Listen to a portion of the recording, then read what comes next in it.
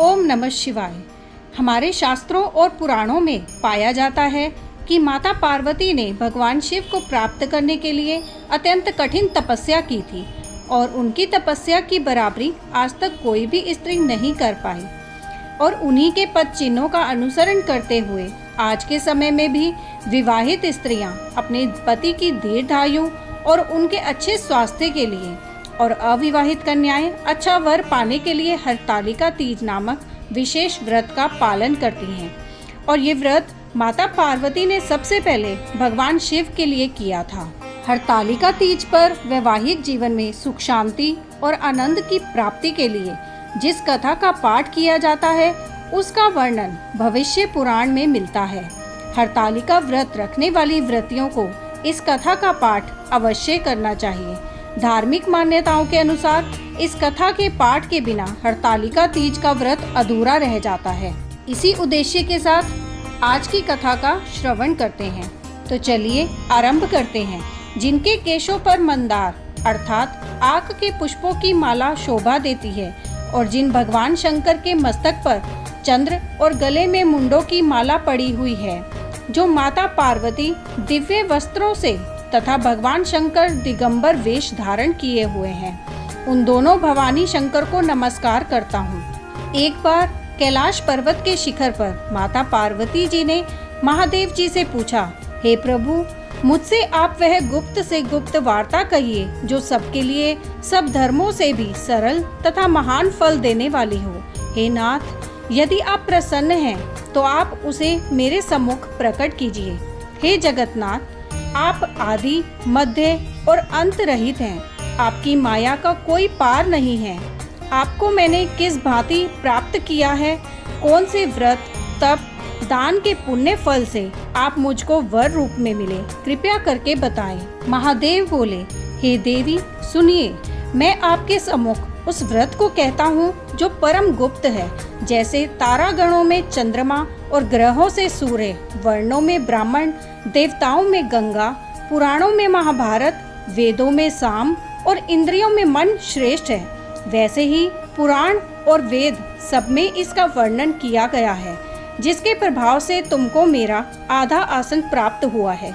हे प्रिय, उसी का मैं तुमसे वर्णन करता हूँ। सुनो, भाद्रपद मास के शुक्ल पक्ष की हस्त नक्षत्र संयुक्त तृतीया तीज के दिन इस व्रत का अनुष्ठान मात्र करने से सब पापों का नाश हो जाता है। तुमने पहले हिमालय पर्वत पर इस महान व्रत को किया था, जो मैं तुम्हें सुनाता हूँ। पार्वती जी बोली, हे प्रभु, इस व्रत को मैंने किस लिए किया था, यह मुझे सुनने की इच्छा हो रही है, तो कृपा करके मुझसे कहिए।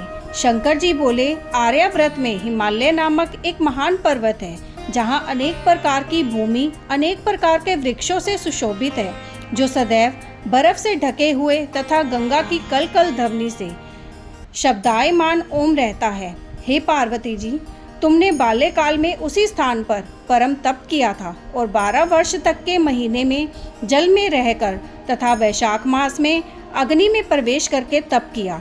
श्रावण के महीने में 12 खुले मास की हस्त नक्षत्र युक्त तृतीया के दिन तुमने मेरा विधि विधान से पूजन किया और रात्रि को गीत गाते हुए जागरण किया। तुम्हारे उस महाव्रत के प्रभाव से मेरा आसन डोलने लगा। मैं उसी स्थान पर आ पहुंचा जहां तुम और तुम्हारी सखी दोनों थी।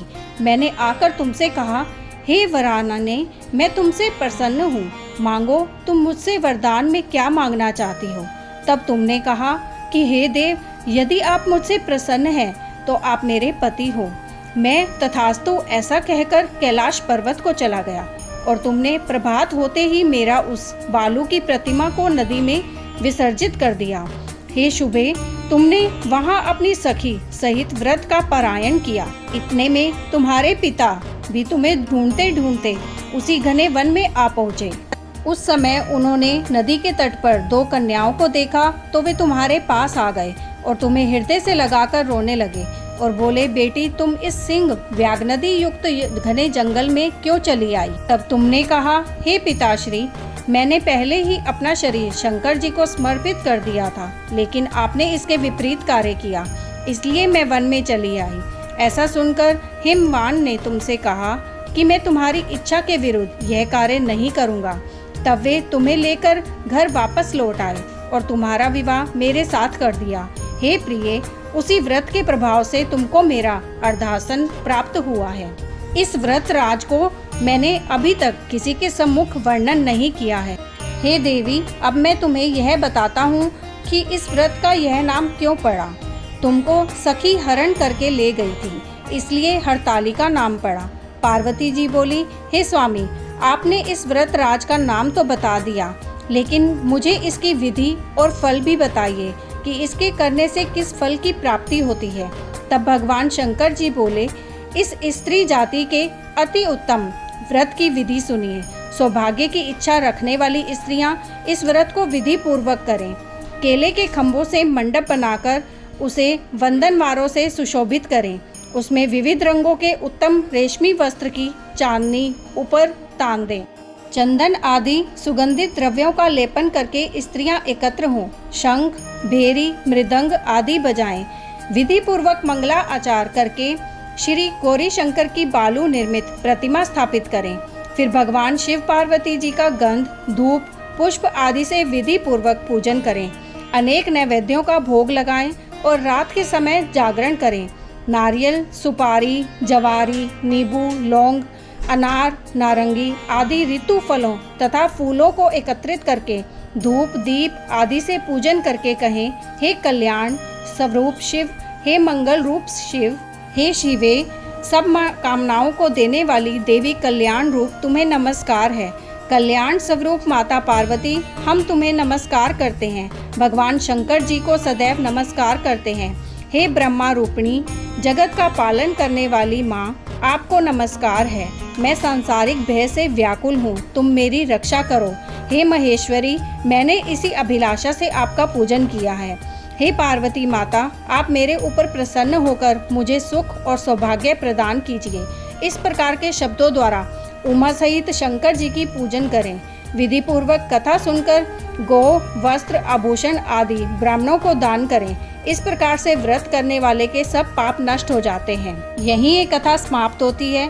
अगर आपको ये कथा अच्छी लगी तो अपने मित्रों में अवश्य शेयर करें और वीडियो को लाइक करें। ऐसे ही सुंदर कथा का श्रवण करने के लिए आपके अपने चैनल एस्ट्रो नॉलेज को सब्सक्राइब कर लीजिए, ताकि आने वाले वीडियो के नोटिफिकेशन आपको मिल सकें। ओम नमः शिवाय।